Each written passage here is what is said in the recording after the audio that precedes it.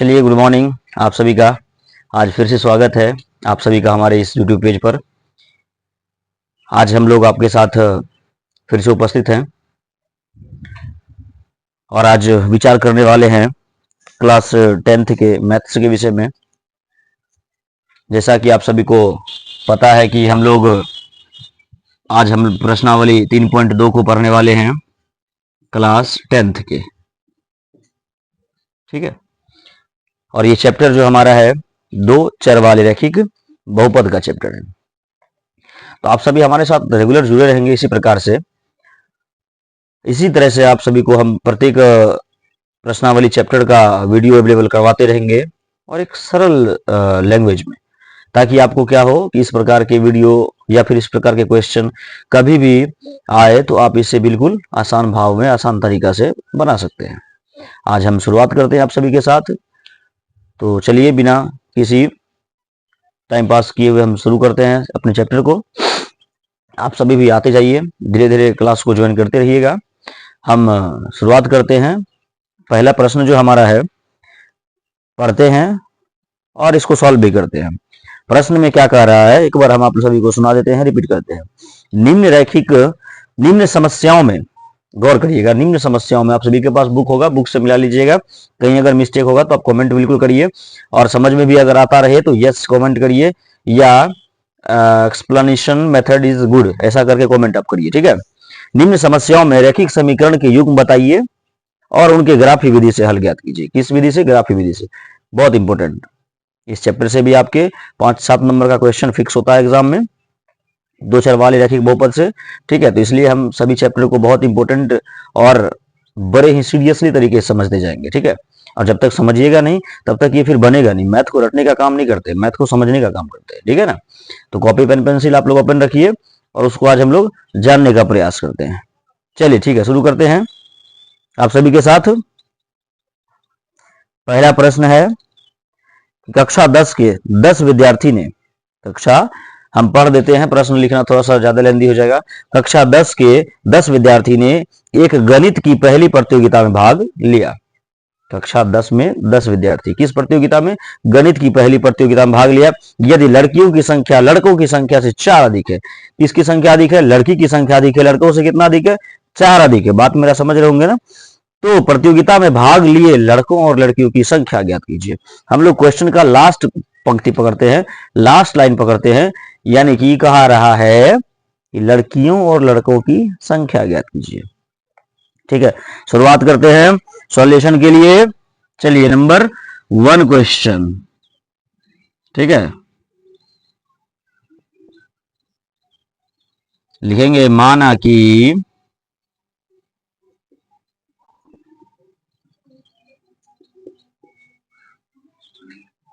लड़कों की संख्या बराबर क्या? x, तथा लड़कियों की संख्या बराबर y। मान लिए x y। आप सभी को स्पष्ट दिख रहा है अच्छे तरीके से? बिल्कुल कमेंट में बताते चलिएगा।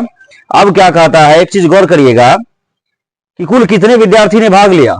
तो प्रश्न में है, कहा रहा है कि 10 विद्यार्थी ने भाग लिया। कितने विद्यार्थी ने? 10 विद्यार्थी। तो 10 विद्यार्थी कब होगा? जब लड़कों और लड़कियों की संख्या को मिला दिया जाएगा, तब जाकर कितना होगा? 10 विद्यार्थी। तो लिखेंगे प्रश्न से लड़कों का यानी x प्लस लड़कियों का यानी y, दोनों को मिला दिए तो कितना मिला? 10 विद्यार्थी मिला। और यही हमारा हो गया समीकरण फर्स्ट। स्पष्ट है? No any doubts? कमेंट बताते चलिएगा। ठीक है, तो अब क्या कहता है, एक चीज और हमारे पास दिया गया है कि कह रहा है कि लड़कों की संख्या से 4 अधिक किसकी संख्या है? लड़कियों की संख्या है। यानी हम पहले x बराबर y करते हैं। ये किसकी संख्या है? लड़की की संख्या है। और ये किसका है? लड़कों की है। लड़की की संख्या पहले से 4 अधिक है। मेरा बात समझ रहे हैं आप लोग? लड़की की संख्या पहले से कितना अधिक है? 4 अधिक है।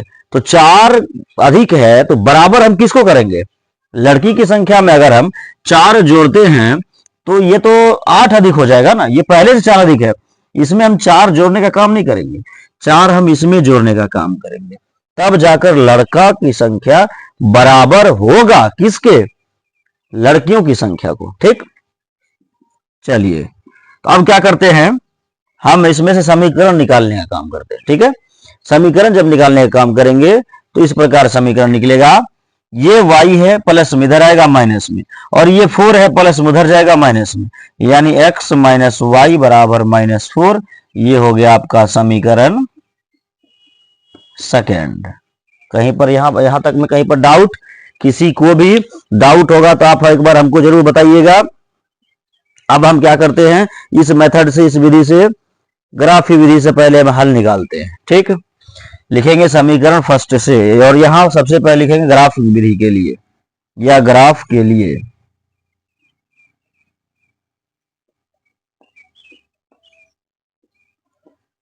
समीकरण फर्स्ट से, समीकरण फर्स्ट क्या है, x प्लस वाई बराबर 10 है ना। क्या करते हैं, x को रहने देते हैं, y को उधर भेज देते हैं, तो 10 माइनस वाई हुआ। y के जगह पर कुछ ऐसे मान को रखेंगे जो क्या हो, 10 में घटकर 10 को छोटा कर दे, 10 से छोटा मान हमें क्या करें, प्राप्त करवाए। चलिए लिखते हैं, जब y बराबर, चलिए 4 रखते हैं, 4, तो x बराबर क्या हो जाएगा, 10 माइनस 4 बराबर कितना हो गया, 6। इसका मान आया, x का मान आ गया 6। पुनः y बराबर 5 लेते हैं, तो x बराबर क्या होगा, 10 माइनस 5, इसीलिए x बराबर कितना हो गया, 5 हो गया। 2 निकल गया, तीसरा हम यहीं पे निकाल देते हैं। अब y बराबर 6 ले लेते हैं, तो x बराबर क्या होगा, 10 माइनस 6 बराबर 4। किसका आ गया, x का। तो हम लोग यहां पर क्या करते हैं, समीकरण फर्स्ट का तैयार कर लेते हैं। ठीक,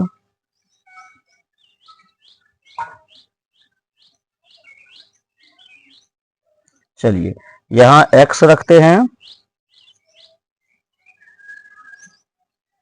और यहां पर y। पहले देखिए, y का 4 रखे थे तो x आया 6, y 4 रखे थे तो x आया 6, y 5 रखे तो x आया 5, फिर उसके बाद y 6 रखे, x आया 4। ये निकला समीकरण फर्स्ट का। अब चलते हैं समीकरण सेकेंड से, इसी जगह पर समीकरण किससे, सेकेंड से चलते हैं। ठीक, आप लोग ध्यान दीजिएगा, गौर भी करिएगा इस बात को।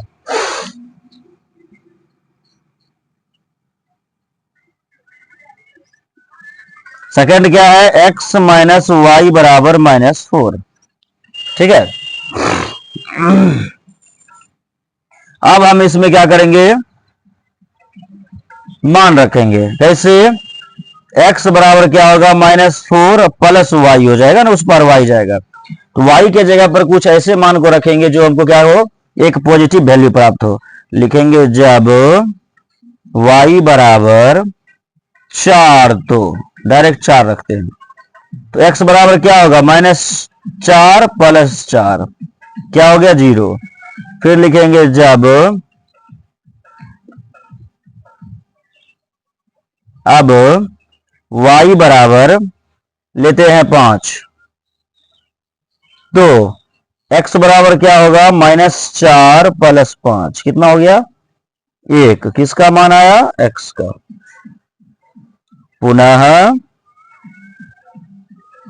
y बराबर 5 लिए थे, इसके बाद 6 लीजिए, 6, तो x बराबर क्या हो जाएगा, -4 प्लस 6, इसीलिए x बराबर कितना हो गया, 2। ठीक, 3 मान इसका भी आ गया।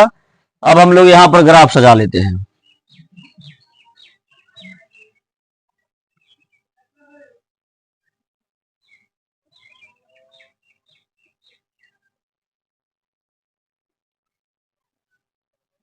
एक, 2, 3, 4, 5, 6, चलिए 6 लास्ट है।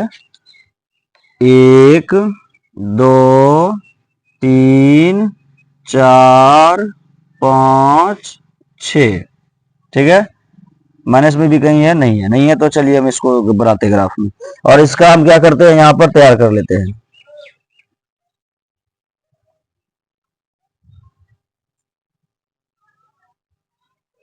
पहला जो है y का मान रखे थे 4, ये आया 0। दूसरा y का मान रखे 5, आया 1। तीसरा y मान रखे 6 तो आया 2। पहले पहला समीकरण के लिए x का मान 6, x का मान 6, x ये है, और y का मान 4, y का मान 4, यानी यहां आएगा।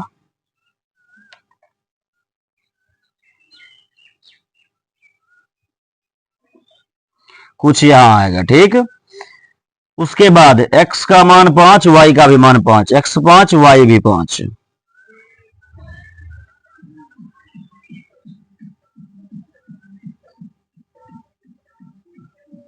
यानी यहां आएगा, ठीक।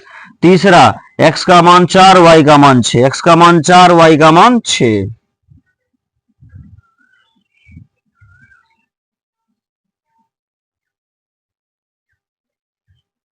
हो गया। यहां पर देखिए तीनों एक सीधा में है ना, इसको हम क्या करेंगे, मिला करके खींच देंगे, ठीक है।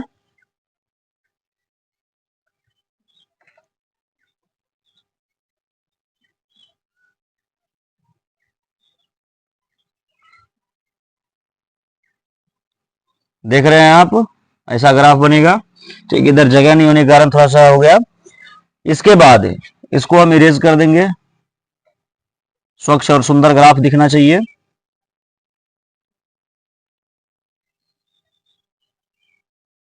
चलिए, ठीक, ये हो गया आपका समीकरण फर्स्ट के लिए। अब हम लोग देखते हैं सेकंड का, x 0 समाप्त, y 4 है, y 4 यानी यहां पर हो जाएगा पहला। दूसरा x 1 y 5, x 1 y 5 यहां पर है, ठीक।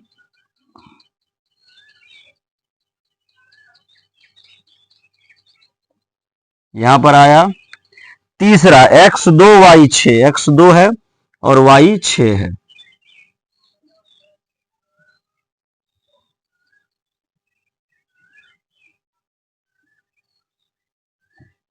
यहां आया।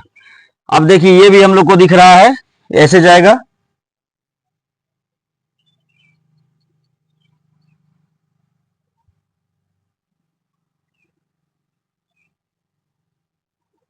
समीकरण 2, ठीक है। अब एक चीज ध्यान दीजिए आप सभी, कहां ये मिल रहा है, ठीक है।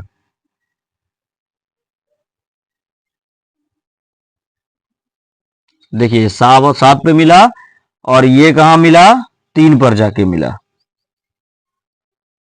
3 पर जाके मिला ना। ये चीज को हम लोग गौर करेंगे, कहां मिला जाकर के, वही हमारा वही से आंसर आएगा। तो ये x का वैल्यू कितना है, 3, लिखेंगे x यानी लड़कों की संख्या बराबर 3, y कहां मिला, 7 पर, y यानी लड़कियों की संख्या बराबर 7। अब देखिए लड़की का संख्या लड़का संख्या से 4 अधिक है, और दोनों को मिलाकर 10 हो गया। हो गया आपका क्वेश्चन नंबर 1 फिनिश। किसी को भी डाउट, अगर डाउट आप लोग को हो तो आप लोग बेझिझक हमारे कमेंट बॉक्स में कमेंट कर सकते हैं, और आपके कमेंट का हम लोग हर संभव प्रयास करेंगे कि जवाब मिलता रहे, ठीक है। अब इसके बाद मिलते हैं अगले क्लास के लिए, अगले वीडियो में। चलिए तब तक के लिए मस्त रहिए, स्वस्थ रहिए, जहां भी रहिए बिल्कुल अच्छे रहिए, ठीक है। Bye bye.